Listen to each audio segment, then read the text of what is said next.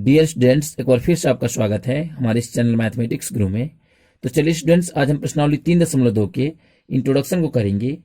तो इसमें स्टूडेंट्स हमें रैखिक समीकरण युग्म का ग्राफीय विधि से हल के बारे में पढ़ना है कि हम रैखिक समीकरण युग्म का ग्राफीय विधि से हल कैसे करेंगे। तो इसके लिए क्या करेंगे स्टूडेंट्स, हमने प्रश्नावली 3.1 में देखा है कि जब हम ग्राफ बनाते हैं ना, तो हमने जब क्वेश्चन सॉल्व किया था तो हमें 3 प्रकार की रेखाएं प्राप्त हो रही थी। कौन कौन सी रेखाएं प्राप्त हो रही थी, आइए उसे हम यहाँ पे देख लेते हैं और इसके बारे में हम डीपली जान लेते हैं।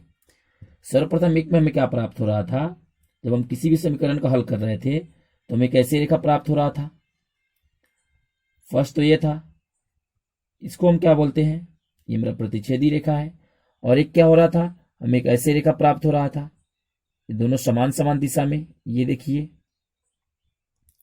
और 3 में क्या प्राप्त हो रहा था, ये देखिए, ये रेखा है, ये जो रेखा है ना, इसके ऊपर एक और रेखा में प्राप्त हो रहा था। ये देखिए, हमने इसके ऊपर एक और रेखा बना लिया। ये मेरा क्या हो गया, एक रेखा के ऊपर एक रेखा हो गया। मतलब ये मेरा क्या हो गया, फिगर नंबर 1, ये मेरा फिगर नंबर 2 हो गया और ये फिगर नंबर 3 हो गया। अब हमें इन तीनों के बारे में डिस्कस करना है कि ये क्या है, ठीक है। तो हम सबसे पहले इस फर्स्ट वाले के बारे में डिस्कस करेंगे। ये क्या है, ये देखिए, ये दोनों एक दूसरे को कहाँ पे काट रहा है, यहां पे काट रहा है। तो जब भी हमें आंसर प्राप्त होगा ना, तो यहीं से प्राप्त होगा, जहां ये कटान बिंदु है ना, जहां ये प्रतिच्छेद करता है, वहीं से हमें एक्स और वाई का मान निकलता है। तो सर्वप्रथम हम इसके लिख लेते हैं कि हमें क्या है दिया, ठीक है। ये मेरा क्या है, प्रतिच्छेदी रेखा है, जैसे कि हमने देखा था प्रश्नावली 3.1 में। तो ये क्या हो गया, प्रतिच्छेदी रेखा। और ये क्या हो गया, ये देखिए समानांतर में चल रहा है, ये भी समानांतर है और इसका भी समानांतर है। ये दोनों 1-1 सेंटीमीटर पे हो सकता है या 1.5 सेंटीमीटर पे भी हो सकता है। मतलब जितना भी होगा ना, तो ये दोनों समान दिशा में चलेगा। अगर यहाँ तक 1.5 सेंटीमीटर है ना, तो ये जहां तक भी आप इसको बड़ा कर लीजिए, ये वहां तक 1.5 सेंटीमीटर ही जाएगा, ठीक है। अगर यहाँ पे 1 सेंटीमीटर है, तो आप कितना भी बड़ा इस दोनों लाइन को कर लीजिए, ये मेरा क्या होगा, दोनों उतना ही डिस्टेंस में चलेगा। ये मेरा क्या हो गया, लाइन 1 हो गया, ये मेरा लाइन 2 हो गया, जिसे हम L1 और L2 लिख देते हैं। सेम उसी तरह ये मेरा लाइन 1 हो गया, ये वाला, और ये वाला लाइन 2 हो गया, ठीक है। तो ये मेरा क्या है, समांतर रेखा, चूंकि समानांतर में चल रहा है तो ये मेरा क्या हो गया, समांतर रेखा। अब यहाँ पे देखिए, ये एक के ऊपर एक है, जब एक के ऊपर एक आ जाए ना, तो ये मेरा समपाती होता है, इसको हम समपाती रेखा बोलते हैं। और ये तो मेरा हो गया क्या, प्रतिच्छेदी, समांतर और समपाती रेखा। अब हम जानेंगे कि ये जो प्रतिच्छेदी रेखा है, इसका कितना हल होता है, और इसका कितना हल होगा, और इसका कितना हल होगा। तो यहां देखिए, ये देखिए, ये एक बिंदु पे काट रहा है ना, तो इसका केवल एक हल होगा। क्योंकि ये एक ही बिंदु पे काट रहा है, तो इसका केवल एक हल होगा। तो हमें लिखेंगे केवल एक हल। और यहां देखिए, ये एक भी बिंदु को नहीं काट रहा है, ये दोनों समान अंतर में है। अगर ये दोनों एक दूसरे को काटता ना, तभी इसका हल हो सकता था, लेकिन ये दोनों एक दूसरे को काट ही नहीं रहा है, तो मतलब इसका क्या होगा, इसका कोई हल नहीं होगा। अगर काटेगा ना तभी हल होगा, अगर नहीं काटेगा तो हल नहीं होगा। ये नहीं काट रहा है तो इसका हल नहीं होगा। ये देखिए, ये एक समीकरण तो इस पे था, ये क्या है, ये लाइन L1 है और ये L2 है। ये फर्स्ट वाला इक्वेशन है और ये सेकेंड वाला इक्वेशन है, ये दोनों एक के ऊपर एक है। तो जब दोनों एक के ऊपर एक रहता था तो हम क्या कहते थे कि ये वाला क्या है, यहां भी एक्स का मान आ सकता है, यहां भी आ सकता है, यहां भी आ सकता है, यहां भी आ सकता है और यहां भी आ सकता है। मतलब कहीं भी एक्स का मान आ सकता है, क्योंकि दोनों लाइन एक के ऊपर एक है। तो ये संपाती है, तो संपाती का कहीं भी एक्स का मान आ सकता है। तो मतलब क्या हुआ कि इसका अपरिमित रूप से अनेक हल हो गया। जब एक के ऊपर एक होगा ना, तो इसका हमारा अपरिमित रूप से अनेक हल होगा।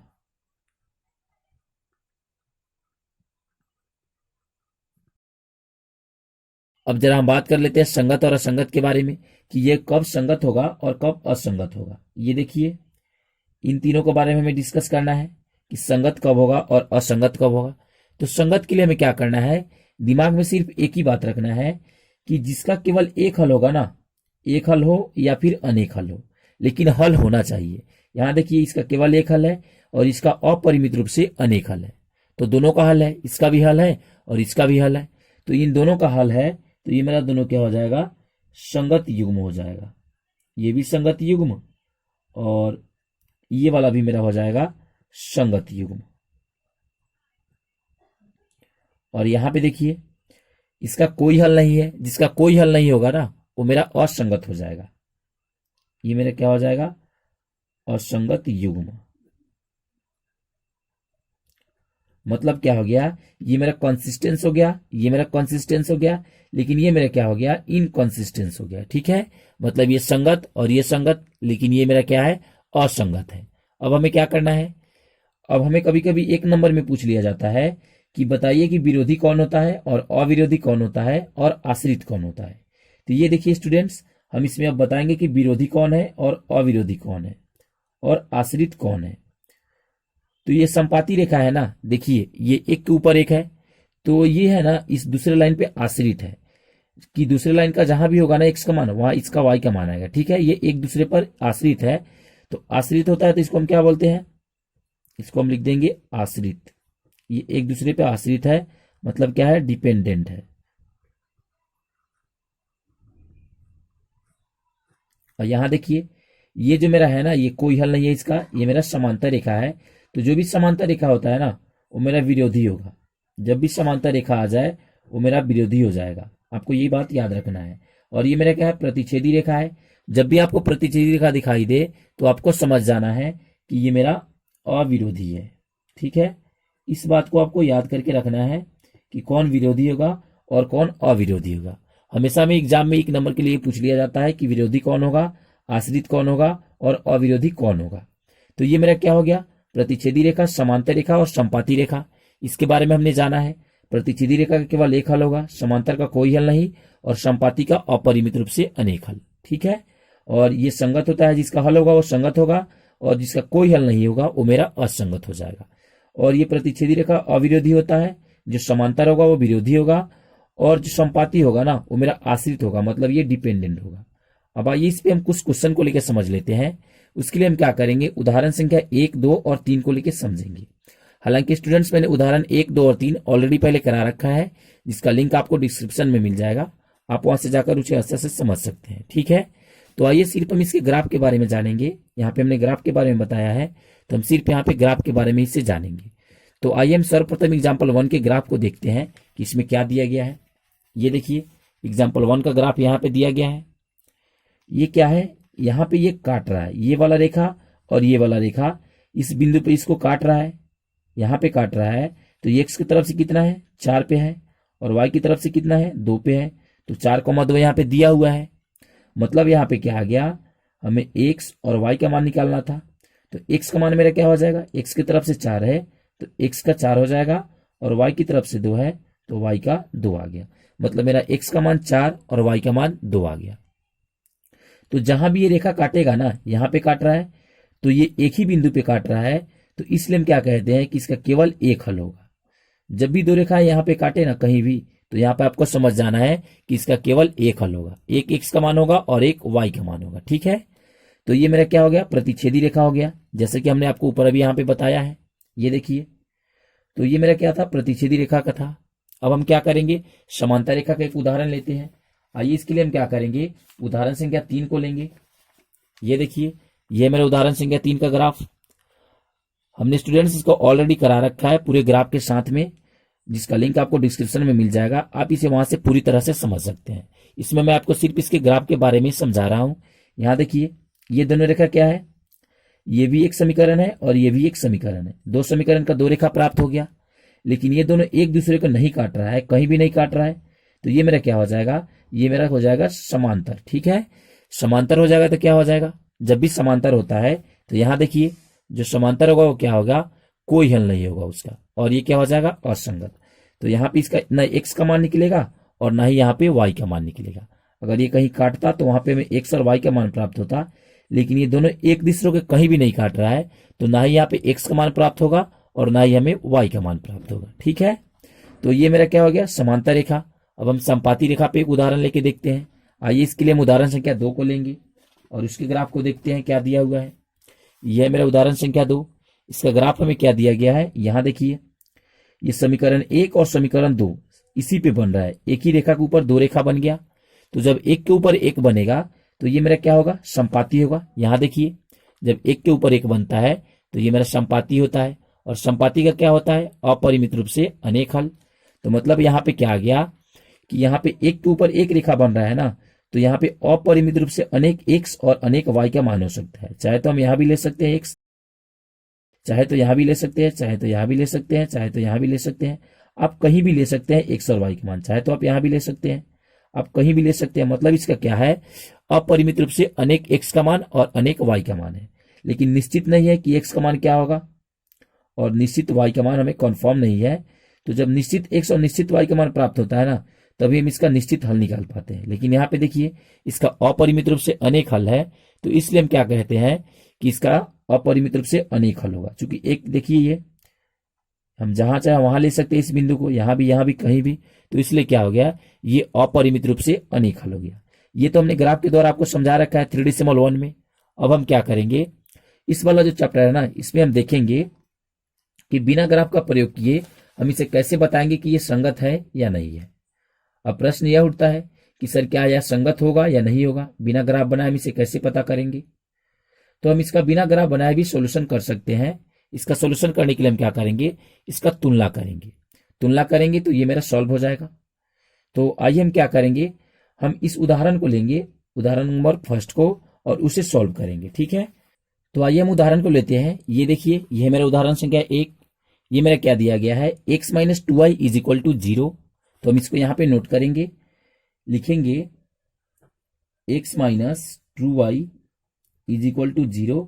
और एक क्या दिया गया है, यहां देखिए 3x plus 4y is equal to 20। तो हम इसे भी यहां नोट कर देंगे, 3x plus 4y is equal to 20। तो आप यहां देख सकते हैं स्टूडेंट्स, हमने उदाहरण संख्या 1 को ले लिया है। अब हमें क्या करना है, इसको सॉल्व करना है। सॉल्व करने के लिए हम क्या करेंगे, सर्वप्रथम इसे हम सजा लेंगे। सजाएंगे कैसे, अभी इसको हम इक्वेशन नहीं लिखते हैं, हालांकि चाहे तो हम यहां से भी इसको सॉल्व कर सकते हैं। यहाँ पे हम इक्वेशन फर्स्ट लिख देंगे और यहाँ पे इक्वेशन सेकेंड लिख देंगे। आप यहां से भी इसे सॉल्व कर सकते हैं। तो चलिए इस वाले क्वेश्चन को हम यहीं से सॉल्व कर लेते हैं, सेकेंड वाले क्वेश्चन को हम सजा कर सॉल्व कर लेंगे। ठीक है, तो ये मेरा जो क्वेश्चन है ना, उसे हम सॉल्व कैसे करेंगे। सॉल्व करने के लिए हम क्या करेंगे, सर्वप्रथम यहां देखिए, इसका हम तुलना करेंगे इससे, a1x plus b1y plus c1 बराबर 0 से। जब भी हमें इक्वेशन फर्स्ट को सॉल्व करना होगा ना, तो उसका तुलना हम इससे करेंगे, और इक्वेशन सेकेंड का तुलना a2x plus b2y plus c2 बराबर 0 से करेंगे। तो हम क्या करेंगे, इससे इसका तुलना कर लेते हैं। यहाँ पे देखिए, ये कुछ नहीं तो क्या है, एक x है, तो इसको मानेंगे a1 और इसको मानेंगे b1, इसको मानेंगे c1। तो यहाँ लिख देंगे a1 b1 और c1। फिर इक्वेशन सेकेंड को यहाँ देखिए, a2 b2 और c2 मानेंगे। तो यहाँ लिख देंगे a2, यहाँ लिख देंगे b2 और यहाँ लिख देंगे c2। अब इसका क्या करेंगे, हम मान को रख लेंगे। यहाँ देखिए a1 का मान क्या है, ये a1 है, ये b1 है, ये c1 है। तो a1 का मान क्या है, 1 है, तो हम यहाँ पे 1 रख देंगे। b1 का मान क्या है, माइनस में 2, और c1 का मान क्या है, 0। सेम उसी तरह ये देखिए, a2 का मान 3, b2 का मान 4 और c2 का मान क्या है, 20 है। अब हम क्या करेंगे, इसका तुलना करेंगे। तुलना हम कैसे करेंगे, तुलना करने के लिए हम क्या करते हैं, लिखेंगे, तो हम क्या करेंगे, तुलना करेंगे a1 बटा a2 से और बराबर b1 बटा b2 से और फिर बराबर c1 बटा c2 से हम इसका तुलना कर लेंगे। ठीक है, इससे हम तुलना करेंगे तभी हमें प्राप्त होगा आंसर। ठीक है, तो अब क्या करेंगे, इसके हम मान को पुट कर लेंगे। a1 का मान क्या है, 1, और बाई a2 का मान क्या है, 3 इज इक्वल टू b1 का मान क्या है, माइनस में 2, और b2 का मान क्या है, 4 इज इक्वल टू c1 का मान क्या है, 0, और c2 का मान है 20। अब क्या करेंगे, इसको हम कटा लेते हैं। ये हो जाएगा 1 दूनी, ये 2 दूनी। अब हम 0 में भाग दे देंगे 20 से, तो ये मेरा 0 हो जाएगा। ये मेरा 1/3 is equal to minus 1/2 is equal to, ये मेरा क्या हो जाएगा, 0 हो जाएगा। अब आप यहां देख सकते हैं, ये फर्स्ट वाला और सेकेंड वाला एक दूसरे के बराबर नहीं है। मतलब ये जो a1 बटा a2 है ना, ये b1 बटा b2 के बराबर नहीं है। ये 1/3 है और ये माइनस 1/2 है। क्या ये दोनों बराबर है, नहीं बराबर है। तो जब बराबर नहीं होता है ना, तो हम इसको कट कर देते हैं। कट करने का मतलब क्या हो गया कि ये जो फर्स्ट वाला है ना इसके बराबर में नहीं है। यहाँ पे देखिए कौन किसके बराबर नहीं है, लिखेंगे चूंकि ये जो वाला है ना A1 बटा A2 बराबर नहीं है B1 बटा B2 के, तो A1 बटा A2 is not equal to B1 बटा B2। यहाँ पे देखिए ये पहले वाला एक दूसरे को बराबर नहीं है, तो हमने यहाँ पे काट दिया। चूंकि A1 बटा A2 किसके बराबर नहीं है, B1 बटा B2 के, इसलिए ये क्या हो जाएगा, जब फर्स्ट में ही कट जाएगा ना तो आपको समझ जाना है कि ये मेरा प्रतिच्छेदी रेखा है। और जब आप इसे ग्राफ पे भी सॉल्व करेंगे ना इस वाले इक्वेशन को, तो आपको प्रतिच्छेदी रेखा ही प्राप्त होगा। ठीक है, आप किसी भी विधि से सॉल्व करिए आपको ये प्रतिच्छेदी रेखा ही प्राप्त होगा। और प्रतिच्छेदी रेखा का क्या होता है, इसका तो हल होता है, तो आप इसका आराम से हल निकाल सकते हैं। ये मेरा क्या है, एग्जाम्पल नंबर फर्स्ट था। अब आइए एग्जाम्पल सेकेंड को देखते हैं। एग्जाम्पल नंबर सेकेंड में क्या दिया गया है उसे हम सॉल्व करेंगे। तो आइए हम एग्जाम्पल सेकेंड को लेते हैं। ये देखिए ये है मेरा एग्जाम्पल नंबर 2। इसमें क्या दिया गया है, ये वाला मेरा इक्वेशन है 2x plus 3y is equal to 9 और 4x plus 6y is equal to 18। आइए इसको हम यहाँ पे नोट कर लेते हैं और इसे भी हम सोल्व करेंगे। तो हम क्या करेंगे, इसको इस साइड में नोट कर लेते हैं। तो यहाँ देखिए स्टूडेंट्स मैंने क्वेश्चन को नोट कर लिया है, अब हम इसे सॉल्व करेंगे। ये मेरा एग्जाम्पल नंबर सेकेंड है। तो इसको हम कैसे सोल्व करेंगे, सोल्व करने के लिए हम क्या करेंगे, इसका तुलना करेंगे। चूंकि हमें तुलना करके इसका ज्ञात करना है, हमें ग्राफी विधि से तो सोल्व अप करना है नहीं, हमें इसको क्या करना है, तुलना करके ज्ञात करना है। तो तुलना हम कैसे करेंगे, हम इसको सजा के बनाते हैं। चूंकि अभी जो हमने क्वेश्चन सोल्व किया था ना एग्जाम्पल नंबर 1, उसको हमने सजाया नहीं था, तो हम इसको सजा कर सोल्व करेंगे। हम दोनों विधि से इसको सजा कर सोल्व कर लेते हैं। पहले एक विधि से तो हमने सजा के नहीं किया था, इस वाले विधि से हम सजा के करेंगे। तो हम यहाँ क्या लिखेंगे, सजाने पर। अब इसे हम सजा लेते हैं, सजाएंगे तो कैसे हो जाएगा, यहाँ देखिए ये मेरा 2x प्लस 3y और यहाँ पे ये प्लस में है, इस साइड में आएगा तो माइनस में 9 और यहाँ पे कुछ नहीं बचेगा तो 0 और ये मेरा क्या हो जाएगा, इक्वेशन फर्स्ट हो जाएगा। फिर इसको देखिए ये मेरा 4x प्लस 6y और यहाँ पे ये प्लस में इस साइड में जाएगा तो माइनस में 18 इज इक्वल टू 0। ये मेरा क्या हो गया, इक्वेशन सेकेंड हो गया। ठीक है, अब हम इसे सॉल्व कर सकते हैं आराम से, कोई दिक्कत नहीं होगा हमें। अब इसे सॉल्व करने के लिए हम क्या करेंगे, इसका तुलना हम फिर इससे कर देंगे व्यापक समीकरण से। ये मेरा व्यापक समीकरण है a1x plus b1y plus c1 बराबर 0 तथा a2x plus b2y plus c2 बराबर 0। हमें समीकरण 1 का तुलना इससे करना है फर्स्ट वाले से, और समीकरण 2 का तुलना हमें इससे करना है। ठीक है, तो हम क्या कर देंगे, लिखेंगे यहां हम सॉल्व में लिख रहे हैं। ठीक है, यहाँ पे हमें क्या दिया गया है, a1 लिखेंगे, समीकरण फर्स्ट को a1 b1 और c1 लिखेंगे, तो a1 b1 और यहाँ पे क्या हो गया c1। फिर समीकरण 2 को लिखेंगे a2, यहाँ पे लिख देंगे b2 और यहाँ पे क्या लिख देंगे c2। अब हमें इसका तुलना करना है, तो हम इसके मान को पुट कर लेते हैं यहाँ पे। ये देखिए इसका मान हमें क्या दिया गया है, ये वाला a1 b1 और c1 है, तो a1 का मान है 2 और b1 का मान है 3 और c1 का मान है माइनस में 9। उसी तरह a2 का मान है 4, b2 का मान है 6 और ये मेरा क्या है माइनस में 18। अब इसका हम तुलना करेंगे। तुलना कैसे करेंगे, तुलना करने के लिए हम क्या करेंगे, लिखेंगे तो हम इसे किससे तुलना करना है, a1 बटा a2 और बराबर b1 बटा b2 बराबर c1 बटा c2 से हमें इसका तुलना करना है। तो हम इसके मान को यहाँ पुट कर लेते हैं। a1 का मान क्या है 2 और बाई a2 का मान क्या है 4 इज इक्वल टू b1 का मान 3 और b2 का मान 6। फिर यहाँ देखिए c1 का मान माइनस में 9 और इसका c2 का माइनस में 18। अब क्या करेंगे, इसको हम कट कर लेंगे। ये माइनस से माइनस कट गया, ये 1 दूनी और 2 दूनी 4, 1 तिहाई 3, 2 तिहाई 6, तिहाई तिहाई से कट गया, 1 नवा और ये मेरा 2 नवा। क्या हो गया, ये मेरा 1/2 is equal to 1/2 is equal to 1/2। यहाँ आप देख सकते हैं ये सभी एक दूसरे के बराबर आ गया। तो जब सभी एक दूसरे के बराबर आ जाते हैं ना, तो ये मेरा क्या हो जाता है, समपाती रेखा हो जाता है। तो हम यहाँ लिख देंगे चूंकि a1 बटा a2 बराबर है b1 बटा b2 के और b1 बटा b2 किसके बराबर है, c1 बटा c2 के। यहाँ देखिए ये मेरा a1 बटा a2 है, ये बराबर है b1 बटा b2 के और b1 बटा b2 क्या है, c1 बटा c2 के बराबर है। तो हमने यहाँ लिख दिया है। इसलिए ये मेरा क्या हो जाएगा, जब ये सब एक दूसरे का बराबर होगा तो ये मेरा क्या हो जाएगा, समपाती रेखा हो जाएगा। ठीक है, तो हमने इसको क्या कर दिया, यहाँ लिख दिया समपाती रेखा। तो जब आपको सब एक दूसरे के बराबर मिले ना, तो आपको समझ जाना है कि ये मेरा समपाती रेखा है।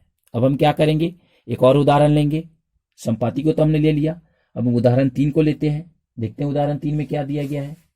ये देखिए, यह है मेरा उदाहरण संख्या 3। इसमें क्या दिया गया है, x plus 2y minus 4 is equal to 0 और 2x plus 4y minus 12 is equal to 0। ये मेरा इक्वेशन देखिए सजा के दे दिया गया है। a1 b1 और c1 ऑलरेडी सजाया हुआ है, बराबर में 0 भी दिया है। a2 b2 c2 और बराबर 0 दिया हुआ है, इसके हिसाब से दे दिया गया है। ये देखिए a1x और b1y c1 और इज इक्वल टू 0 यहाँ दिया गया है, फिर इज इक्वल टू 0 यहाँ भी दिया गया है, इसके बगल में भी 0 है। तो मतलब ये मेरा इक्वेशन फर्स्ट है और ये मेरा इक्वेशन सेकेंड है। तो आइए इस इक्वेशन को हम नोट कर लेते हैं। यहाँ पे हम नोट करेंगे, हमें क्या दिया गया है इक्वेशन, यहाँ पे लिख देंगे। हमारा इक्वेशन है, यहां से लिख के नोट कर लेते हैं इसे, हम इसको हम साइड में कर लेते हैं। ठीक है, और हम यहां से इसको नोट करेंगे। हमारा इक्वेशन क्या है, इक्वेशन दिया गया था, ये मेरा थर्ड पार्ट है, तो हम यहाँ लिख देंगे थर्ड पार्ट। ये मेरा क्या है, एग्जाम्पल नंबर 3 है। तो क्वेश्चन क्या है, x प्लस 2y और माइनस 4 इज इक्वल टू 0। ये मेरा क्या है, इक्वेशन फर्स्ट है, ऑलरेडी सजा के दे दिया गया है। और ये मेरा 2x प्लस 4y और माइनस 12 इज इक्वल टू 0, ये मेरा इक्वेशन सेकेंड है। ठीक है, तो हमने तो 2 इक्वेशन प्राप्त कर लिया। अब हमें क्या करना है, इसका तुलना करना है। तो लिखेंगे, तुलना के लिए हम क्या लिखेंगे, लिखेंगे यहाँ हमें किस चीज से तुलना करना है, इक्वेशन फर्स्ट को हमें इससे तुलना करना है, a1x plus b1y plus c1 बराबर 0 से। तो यहाँ देखिए, ये मेरा क्या है, a1x है, तो मेरा यहाँ पे a1 हो जाएगा, और ये मेरा क्या हो जाएगा, b1, और ये मेरा क्या हो जाएगा, c1। फिर उसी तरह ये मेरा a2, और ये नीचे वाला क्या हो जाएगा, b2, और इसमें क्या हो जाएगा, ये मेरा c2। अब हम क्या करेंगे, इसके मान को हम पुट कर लेंगे, ये मेरा सॉल्व हो जाएगा। इसका मान क्या है, इसका मान 1 है, और देखिए यहाँ पे b1 का मान 2 है, और c1 का मान क्या है, माइनस में 4। उसी तरह a2 का मान है 2, ये वाला a2 b2 और c2 है, समीकरण 2। ठीक है, तो ये मेरा 2, और यहाँ पे b2 का 4 और c2 का क्या है, माइनस में 12। ठीक है, अब इसका हम तुलना कर लेंगे। तुलना के लिए हम क्या करेंगे, लिखेंगे तो a1 बटा a2 is equal to b1 बटा b2 is equal to c1 बटा c2। अब इसके मान को हम पुट करेंगे। क्या दिया है, a1 का मान है 1 और a2 का मान है 2 इज इक्वल टू b1 का मान है 2, b2 का मान है 4, और उसी तरह c1 का मान माइनस में 4 और c2 का मान माइनस में 12। ये माइनस से माइनस कट गया, और ये देखिए 1 दूनी और ये मेरा 2 दूनी, ये 1 चौके और ये 3 चौके कट गया। तो ये मेरा क्या आ गया, 1/2 बराबर 1/2 और बराबर 1/3। ये देखिए, ये 1/2 1/2 दोनों तो बराबर है, लेकिन ये वाला इसके बराबर में नहीं है, मतलब ये दोनों एक दूसरे के बराबर में नहीं होगा, तो हम यहाँ पे कट कर देंगे। ये तो दोनों बराबर है, लेकिन ये इसके बराबर नहीं है, तो हम यहाँ पे कट कर देंगे। तो यहाँ लिखेंगे, चूंकि ये मेरा क्या है, a1/a2, यहाँ देखिए a1/a2, ये b1/b2, तो a1/a2 बराबर किसके है, b1/b2 के। इसका मान देखिए, ये a1/a2 का मान, ये b1/b2 का मान, दोनों तरफ बराबर है, लेकिन ये c1/c2 के बराबर नहीं है। ठीक है, तो जब आपको ऐसा कुछ प्राप्त हो ना कि ये c1/c2 के बराबर में नहीं है, तो आपको क्या समझना है कि ये वाला मेरा जो है ना, ये मेरा समांतर है। जब अंत में जाके कट जाए तो ये मेरा समांतर रेखा होगा, और समांतर रेखा आ गया, तो जब आप इसे ग्राफ पे दर्शाएंगे ना, तब भी आपको इसका समांतर रेखा ही प्राप्त होगा। आप जब इसे ग्राफ पे दर्शाएंगे तो ये दोनों रेखा एक दूसरे के समान अंतर में चलेगा। ठीक है, तो ये मेरा क्या हो गया, आंसर हो गया। हमने 3 क्वेश्चन को कर लिया और इसको हमने समझ लिया। तो ये तो मेरा स्टूडेंट्स इंट्रोडक्शन था। अब हम क्या करेंगे, इसी का प्रयोग करके हम अपने 3D को सॉल्व करेंगे। तो आपको क्या करना है, इसको अच्छा से समझना है। अगर आपको समझ नहीं आया, आप इसको रिवाइंड करके देखिए, तब जाके आपको बढ़िया से समझ आएगा। स्टूडेंट्स, हमने जो ग्राफ के आपको 3 क्वेश्चन बताया है, उसका लिंक हमने आपको डिस्क्रिप्शन में दे दिया है, आप उसे अच्छा तरह से समझ सकते हैं। ठीक है, आपको कोई डाउट नहीं होना चाहिए। तो चलिए स्टूडेंट्स, अब हम आगे बढ़ते हैं और चलते हैं अपने प्रश्नावली 3.2 की ओर और देखते हैं क्वेश्चन में क्या दिया हुआ है। तो आगे बढ़ने से पहले स्टूडेंट्स, अगर अभी तक आपने हमारे इस चैनल को सब्सक्राइब नहीं किया है तो कृपया आप हमारे इस चैनल मैथमेटिक्स गुरु को लाइक शेयर और सब्सक्राइब जरूर कर ले। Thank you. मिलेंगे फिर नेक्स्ट वीडियो में, तब तक के लिए बाय।